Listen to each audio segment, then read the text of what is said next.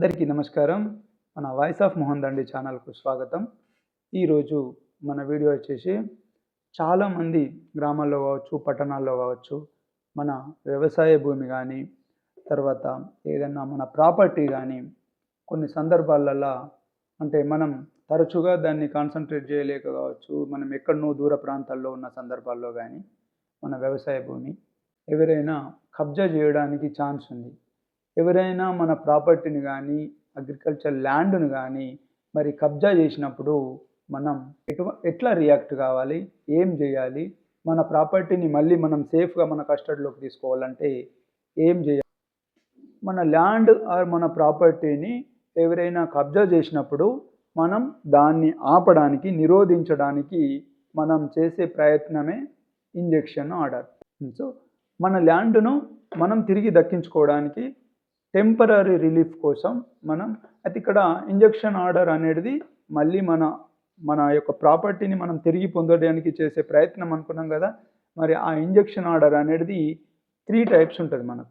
ఒకటి temporary injection order, 2 permanent injection order, 3 mandatory injection order.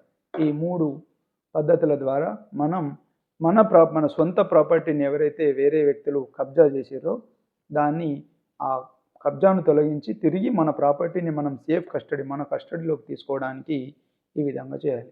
అయితే దీనికి మరి రూల్ ప్రొవిజన్ ఏముంది అని అంటే సిపిసి యాక్ట్ ఆర్డర్ 39 రూల్ 1 ప్రకారం మనం టెంపరరీ ఇంజెక్షన్ ఆర్డర్ కోసం మనం ఫైల్ చేసుకోవచ్చు, కోర్టులో ఫైల్ చేసుకోవచ్చు.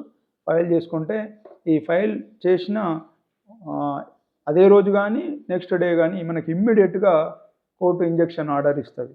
అంటే దాన్ని నిలిపివేయండి అని చెప్పేసి ఎవరైతే మన ప్రాపర్టీని కబ్జా చేస్తారో దాని నుంచి మనకు ఇమ్మీడియట్గా మనకు రిలీఫ్ అనేది దొరుకుతుంది. ఇది టెంపరరీ ఇంజెక్షన్ ఆర్డర్. మరి పర్మనెంట్ ఇంజెక్షన్ ఆర్డర్లో ఏంటంటే కోర్టు మన వాదనలు, తర్వాత ఎవరైతే మన అసెట్ను కబ్జా చేయడానికి ప్రయత్నించారో ఇరు వర్గాల వాదనలు విన్న తర్వాత కోర్టు ఒక ఆర్డర్ అనేది ఇవ్వడం జరుగుతుంది. ఇది పర్మనెంట్ ఇంజెక్షన్ ఆర్డర్. అంటే దీంట్లో ఇరు వర్గాల వాదనలు విన్న తర్వాత వారిది రైటా మనది రైటా అనేది ఒక నిర్ధారణకు వచ్చిన తర్వాత కోర్టు ఆర్డర్ ఇస్తుంది. కాబట్టి దీన్ని పర్మనెంట్ ఇంజెక్షన్ ఆర్డర్ అంటారు. మరొకటి ఇక మూడోది వచ్చేసి మ్యాండేటరీ ఇంజెక్షన్ ఆర్డర్. దీంట్లో ఏంటంటే కొన్ని సందర్భాలలో మనం నెగ్లిజెన్స్తో కానీ మనం తొందరగా రియాక్ట్ కాకపోయిన సందర్భంలో మరి మన ప్రాపర్టీని వేరే వాళ్ళు కబ్జా చేసి బిల్డింగ్స్ కట్టచ్చు, ఏదన్నా పర్మనెంట్ స్ట్రక్చర్ బిల్డ్ చేసినప్పటికీ కూడా కోర్టు ఇరు వర్గాల వాదనలు, టైటిల్స్ అన్నీ వాదనలు విన్న తర్వాత అన్నీ పరిశీలించిన తర్వాత ఒకవేళ అది మనదే అని తెలిసినప్పుడు ఈవెన్ ఈ సందర్భంలో మరి మ్యాండేటరీ ఇంజెక్షన్ ఆర్డర్ సందర్భంలో ఆ కట్టిన ఆ బిల్డింగ్ను కూల్చివేయడానికి కూడా మరి ఆర్డర్ ఇవ్వచ్చు.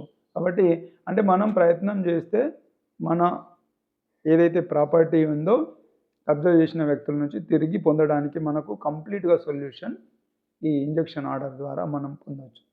మనం ఖచ్చితంగా మన ఆస్తి అనేది 4 రోజులు ఎన్నికైనా ముందైనా ఎవరైనా కబ్జా చేసినప్పుడు తిరిగి పొందడానికి మనకు కోర్టు ఖచ్చితంగా మనకు అవకాశం కల్పిస్తుంది.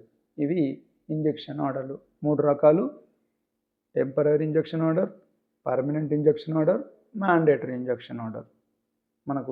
మనం ఇమ్మీడియట్గా ఎవరైనా మన అసెట్ను ప్రాపర్టీని ఎవరైనా కబ్జా చేయడానికి ప్రయత్నం చేసినప్పుడు మనం ఈ నాలెడ్జ్ అంటే మనకి ఈ రకంగా కోర్టు అవకాశం రైట్ కల్పించింది అన్న నాలెడ్జ్ను కలిగి ఉండి ఇమ్మీడియట్గా మనం రెస్పాండ్ అయితే మన ఆస్తిని, మన భూమిని మనం కబ్జాకు గురి కాకుండా కబ్జాదారుల నుంచి మన ఆస్తిని మనం రక్షించుకోవచ్చు.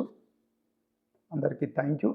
మరి మన ఛానల్ను సబ్స్క్రైబ్ చేయండి, లైక్ చేయండి.